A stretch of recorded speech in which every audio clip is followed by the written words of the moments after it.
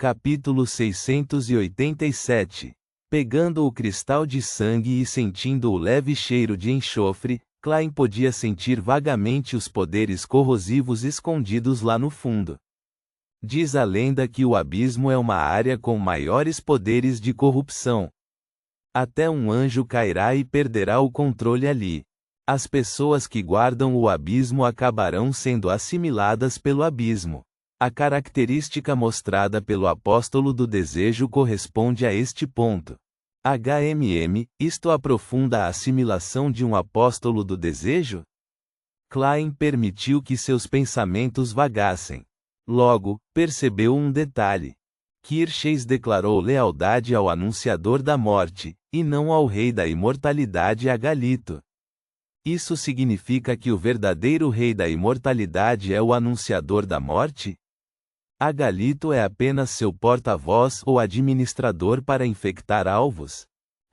Há rumores de que Agalito não é um semideus e não está na sequência 4. Ele depende apenas do anunciador da morte para se tornar um dos 4 reis. Se for esse o caso, a situação real dele é pior do que eu esperava. Ele nem tem autonomia. Claro, não posso eliminar a possibilidade de que ele seja uma sequência 4, e seu relacionamento com o anunciador da morte seja apenas de parceiros de cooperação.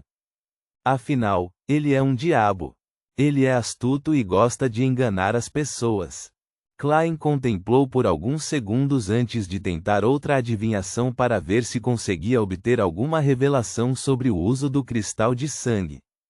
Ele não tinha medo de que isso lhe causasse grandes problemas, ou pode-se dizer que ele estava preparado para receber algum. Mesmo que estivesse conectado ao rei dos diabos no abismo, seria no máximo equivalente à reação do verdadeiro Criador ou do eterno Sol ardente. Klein acreditava que a névoa cinza tinha meios de defendê-lo e suprimi-lo. Esta é a primeira vez. Não terei minha localização bloqueada, então não é grande problema. Além disso, já adivinhei sua origem e não havia perigo. Portanto, o anunciador da morte definitivamente não é um diabo de sequência 0. Isso não é óbvio? Se for realmente um diabo de sequência 0, ou um artefato selado no nível de um rei dos anjos, então não há necessidade de evitar as forças conjuntas minhas, da Rainha Misteriosa, da Almirante das Estrelas e de Anderson. Klein percebeu que assustou a si mesmo. Então começou seriamente a adivinhação por sonhos. No mundo embaçado, ele viu um mundo coberto por uma névoa negra e pegajosa. Um monstro formado por pedaços de carne de cor escura se contorceu enquanto sua cavidade corporal produzia um rugido furioso. Blätterer. A cena mudou, produzindo um altar de aparência antiga salpicado de sangue fresco. Nele estavam gravadas palavras e símbolos cheios de um sentimento corruptor. Era como se eles estivessem gritando alguma coisa. O mundo nebuloso se despedaçou quando Klein lentamente abriu os olhos e sentou-se ereto. Ele bateu o dedo na borda da longa mesa de bronze e murmurou para si mesmo: Blätterer se refere ao estado antes do anunciador da morte se tornar um artefato selado, um Blätterer do abismo. Ou foi um monstro gigantesco formado por pedaços de carne de cor escura que se tornou um artefato selado após ser morto por um Blätterer? Independentemente disso, a confirmação final é que há um navio envolvido. Caso contrário, não teria se solidificado em seu estado atual. Pela risada da pessoa que está prestes a perder o controle, é muito provável que o anunciador da morte corresponda ao Blätterer. Uma previsão preliminar é que não é um artefato selado de grau 0, caso contrário, o rei da imortalidade seria o melhor dos 4 reis. Provavelmente é um sequência 3. Além disso, Agalito claramente não combina bem com isso. O nível de poder mostrado não é tão alto. É no máximo a sequência 4. Aquele altar corrupto que emitia a sensação de estar gritando sugere que o cristal de sangue é capaz de invocar um diabo de alto nível. Por exemplo, o Bletterer. Não tendo ideia de como invocar um diabo de alto nível, nem tendo planos de fazê-lo, Klein casualmente jogou o fino cristal de sangue junto com a característica de Beyonder, o cristal brilhante deixado pelo sacerdote da luz, na pilha de lixo. Então, nomeou superficialmente o primeiro, Aura de Bletterer. Depois de fazer isso, Klein tentou cautelosamente outra adivinhação. Era para confirmar se encontraria algum perigo naquela noite, perigo que vinha do rei da imortalidade Agalito. Na verdade, ele já tinha uma previsão do resultado da adivinhação. O rei da imortalidade Agalito não tocaria o solo da ilha. Em primeiro lugar, porque Toscarter tinha um semideus oculto. Beyonders comuns podem não saber, mas os 4 reis teriam algum nível de compreensão. E era improvável que Agalito desejasse ter qualquer conflito frontal com outros semideuses. Entrar à força no território de outra pessoa não era seu estilo. Em segundo lugar, a teoria anterior de Klein havia produzido uma conclusão: Agalito não se atreveu a deixar o Anunciador da Morte, e o Anunciador da Morte não tinha como desembarcar. Na verdade, Klein recebeu a revelação de que seria muito seguro naquela noite. Isso significava que ele não precisava mudar sua aparência e se mudar para outro hotel. Reticências. Por volta das 9 da manhã do dia seguinte, Klein viu Anderson Hood aparecer no momento em que entrou no restaurante do primeiro andar e encontrou um lugar. Anderson imediatamente sentou-se à sua frente. Este caçador mais forte usou os dedos para pentear o cabelo loiro curto. Ao olhar para German Sparrow, ele estalou a língua e riu. Impressionante, você conseguiu caçar Kirches mesmo lutando 1 contra 3. A maneira como você arrastou o cadáver do diabo escada abaixo já se espalhou por todo o pier de Toscarter. Dizem que todo pirata com uma recompensa pela cabeça decidiu se distanciar de sua visão. Eles não aparecerão em nenhum lugar num raio de 5 quilômetros de você. Desde que conheceu Frank Lee, Klein parou de beber leite. Levantou a mão para pedir uma xícara de café, um pedaço de pão branco, 2 torradas, uma linguiça de porco assada e um prato de manteiga.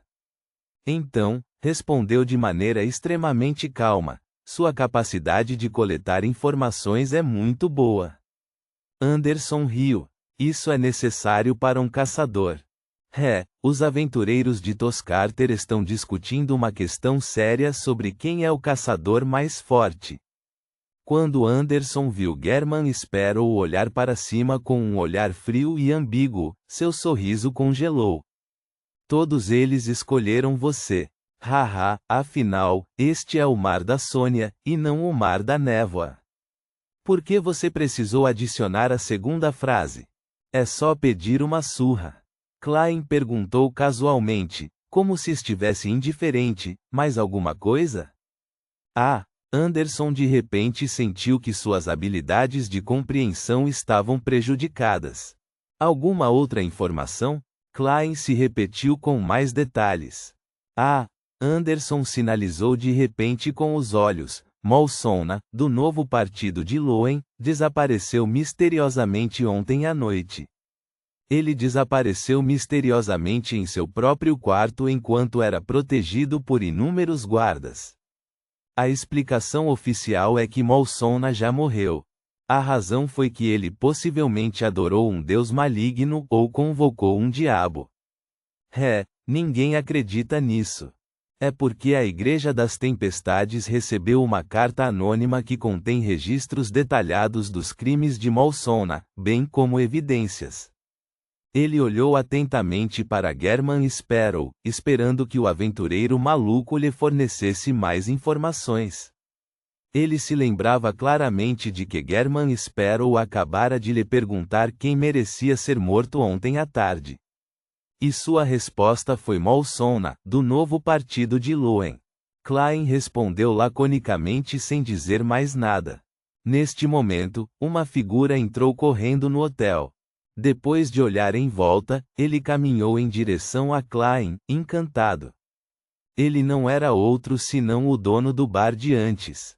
Sr. Sparrow, o proprietário tirou um gorro que tinha uma depressão no meio e fez uma reverência. Já está confirmado, mas o processo vai demorar mais 2 dias. Afinal, é uma quantia muito grande.